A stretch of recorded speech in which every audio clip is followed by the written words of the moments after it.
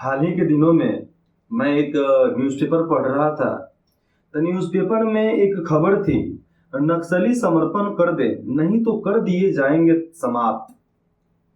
मेरा सवाल ये नहीं है कि नक्सली को आप समाप्त कर दे रहे हो चाहे नहीं कर रहे हो। मेरा स्पष्टीकरण साफ साफ है कि नक्सली होते कौन है। हम देश के अंदर के नक्सली के बारे में बात करते हैं, नक्सलवाद की बात करते हैं, कि देश के बाहर रहने वाले लोगों के बारे में बात करते हैं। देश के बाहर वाले नक्सलवादियों की बात कर रहे हैं कि देश के अंदर रहने वाले नक्सलवादियों की बात कर रहे हैं। अब समझो कि बाहर में जो नक्सलवादी रह रहे हैं वो हम पे हमला कर रहे हैं, भारत पे आकर हमला कर रहा है। तो भारत में उनको एंट्री हो कैसे रहा है भैया?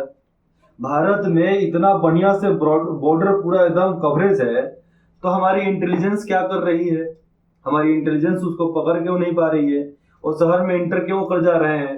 लेकिन आने वाले डेट में हम यहाँ पर देखने को हमें मिला है कि कोई कितना भी प्रयास करता है तो जल्दी इंटर नहीं कर पाता है। अपने पूरे भारत में इंटर करना आज के जमाने में आम बात नहीं रह चुका है, बहुत डिफिकल्ट बातें हो गई हैं। हम यहाँ पर आगे बात कर लेते हैं, देश की बाहर की छोड़ दो, देश के अंदर। हमारे देश के अंदर नक्सलवाद कौन बढ़ाता है? नक्सलवादी होते कौन है? नक्सलवाद बढ़ाने वाले कौन है?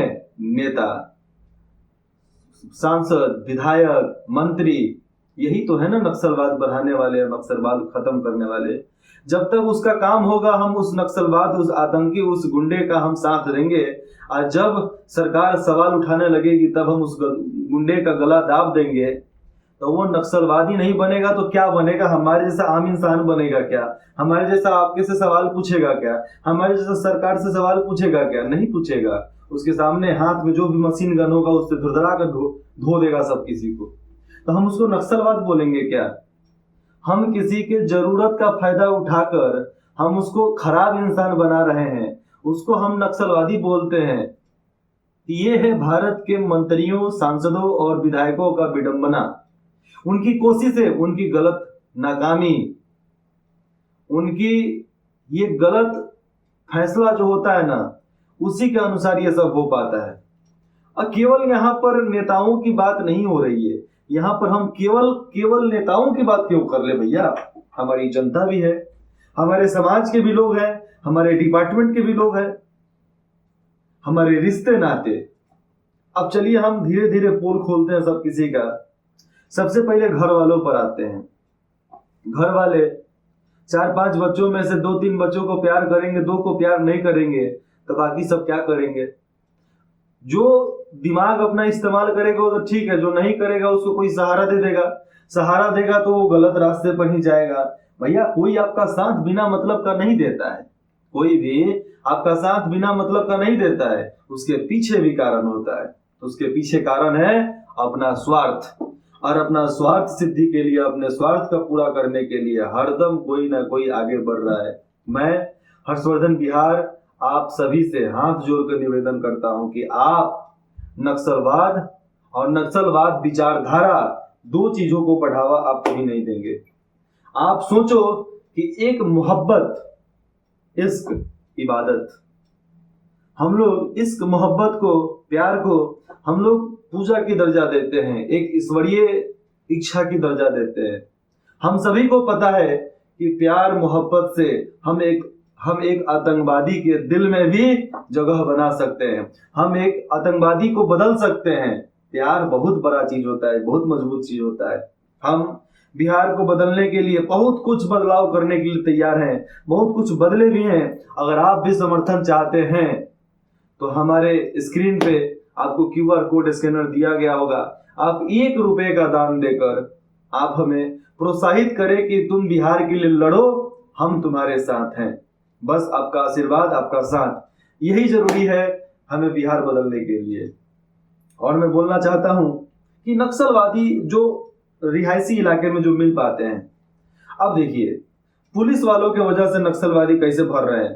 भैया कोई पढ़ाई करने जाता है, किस लिए पढ़ता है?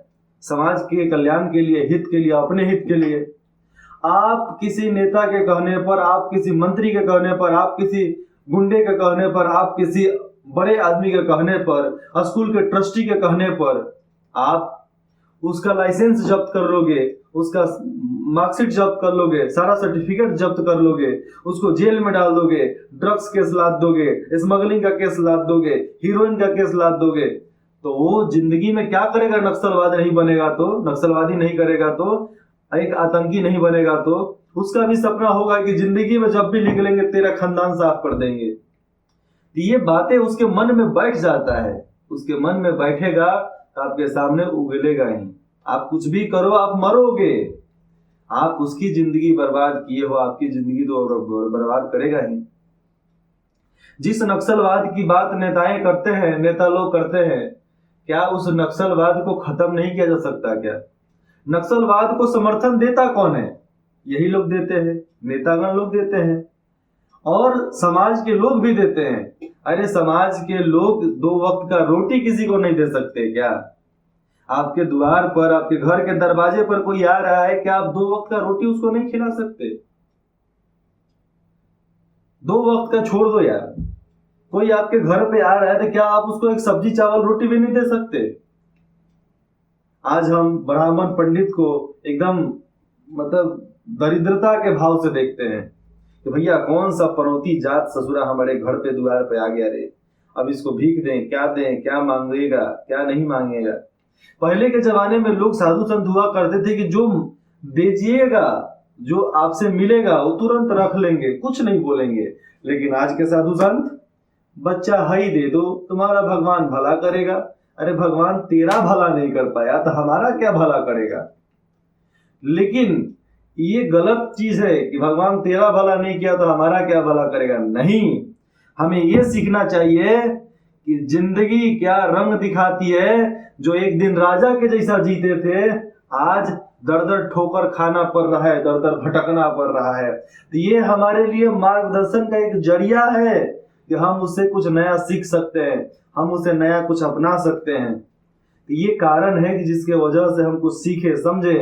हम गीता पढ़ सकते हैं, रामायण पढ़ सकते हैं, महाभारत पढ़ सकते हैं, लेकिन जिस जरूरत के हिसाब से, जिस मानसिकता के हिसाब से आप पढ़ोगे, आप उसी में जाओगे। यहाँ पर नक्सलवादियों की बात चल रही है तो आम जनता से, परिवार से, रिश्ते नाते से, रिश्तेदार से और हमारे नेतागण, हमारे समाज से हाथ जोड़कर निवेदन करता हूं कि आप अपनी विचारधारा बदलिए। अगर किसी के साथ गलत हो रहा है तो आप उसके लिए सही करने के लिए सोचिए। मैं देखा हूं कि बहुत लोग गलत करते हैं किसी के साथ, तो वहां पर हजारों लोग वीडियो बनाने के लिए तैयार हैं। ससुरा वीडियो तुम बनाओगे रे, तुमको वहां पर जरूरत है कि तुम उसकी मदद करो। कोई एक्सीडेंट हो जा रहा है तो वहां पर लोग वीडियो बनाते हैं, लगता है कि अपने बपौती के राज में आए हैं। वहां पर फोन करना चाहिए एम्बुलेंस को, पुलिस को फोन करो, बुलाओ। रोड जाम है तो रोड के लिए आप ट्रैफिक हवलदार बन जाओ, वहां पर ट्रैफिक पुलिस बन जाओ। लेकिन नहीं, अरे भैया अपना स्टेटस है ना, कैसे गवा देंगे वो लोग? अरे हम कैसे गवा देते हैं? हमको जरूरत पड़ता है कि यहाँ पर रोड जाम है तो वहां पर चले जाते हैं। एक्सीडेंट होता है तो हम खुद, जहां पर हम रहते थे वहां पर एक बहुत बड़ा हाईवे था, वहां पर आए दिन एक्सीडेंट होता रहता था, रोज के रोज एक्सीडेंट होता था। रात को एक्सीडेंट हुआ था, पुलिस वालों ने ड्राइवर को बहुत मारा था, बहुत मारा था। फिर ड्राइवरों ने उठकर आया, सारा ट्रक लगाए, डंडा भाला, उनका रॉड जो होता है ना, रॉड लेकर आए और पुलिस वाले को दौड़ा दौड़ा कर कूटे, लसार लसार कर मारे, पूरा उनका गाड़ी वगैरह सब तोड़ दिए। पुलिस वाले भाग गए, जिस तरह कुत्ता भागता है उस तरह भाग गए वो लोग। लेकिन जिसकी गलती नहीं थी, गांव वालों की थोड़ी सी भी गलती नहीं थी, ट्रक वालों की भी गलती नहीं थी, गलती पुलिस का था। अरे भैया आप गलत कर रहे हो तो चालान काटो, सीज करो गाड़ी को, कि छोटा तुम मारोगे रे उस सबको। अभी हम 2-3 दिन पहले की बात कर रहे हैं, हम अपने रोड पे घूम रहे थे, टहल रहे थे, तो एक पुलिस के गाड़ी ने ओवरटेक किया एक ट्रक वाले को। ट्रक वाले के आगे ले जाकर ट्रक को रुकवाया और उसके ड्राइवर को, खलासी को, उसमें बैठने वाले सभी लोगों को लाठी से मारा गया। हम अपने आंख से देखे हैं, हमें वो दिन याद है जिस दिन हमारे हाथी ये चढ़ गए। उनका क्या करेंगे भैया हम नहीं जानते हैं। हम अभी बताने के, मतलब बताने से कुछ नहीं होता है, करके दिखाना चाहिए।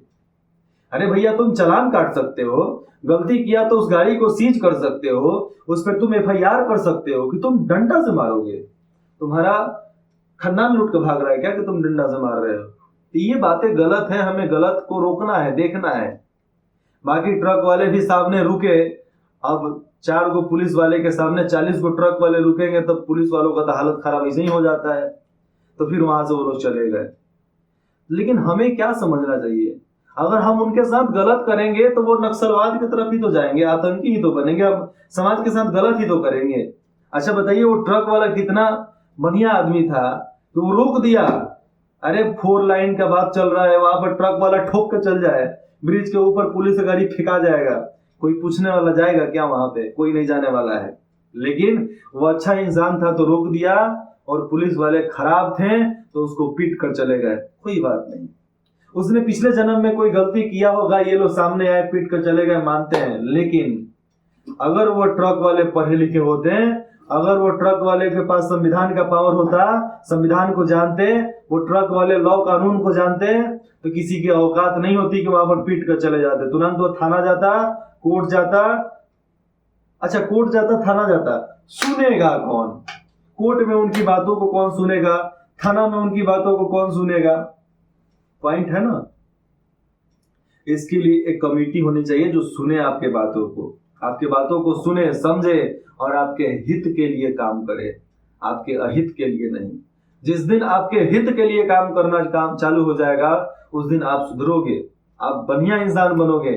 नक्सलवाद को हम रोक सकते हैं।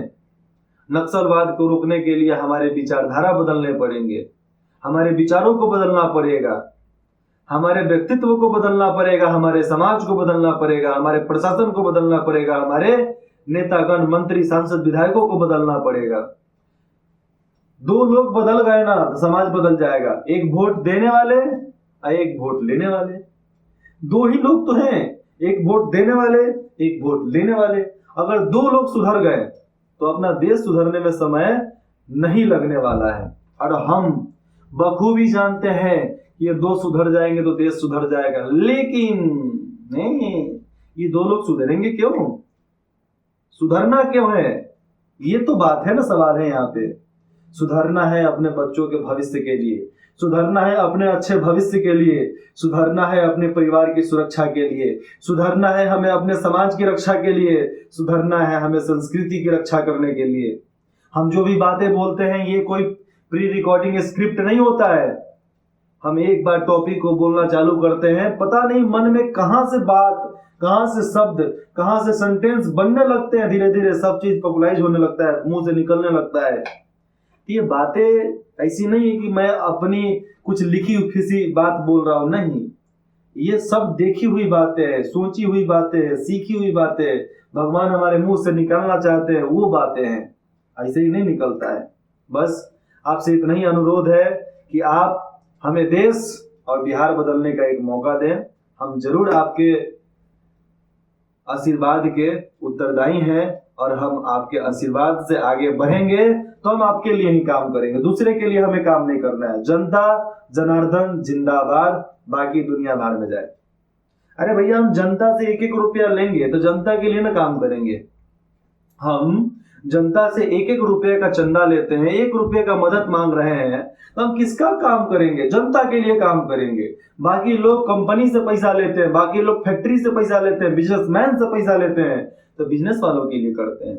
हम देशवासियों से पैसा मांग रहे हैं, हम अपने राज्यवासियों से पैसा मांग रहे हैं, हम अपने जनता से पैसा मांग रहे हैं। जितना आप दोगे उतना हम आपको लौटाने में कोई कसर नहीं छोड़ेंगे। बस अपने आप को बदलिए, अपने विचार को बदलिए। जय हिंद, जय भारत।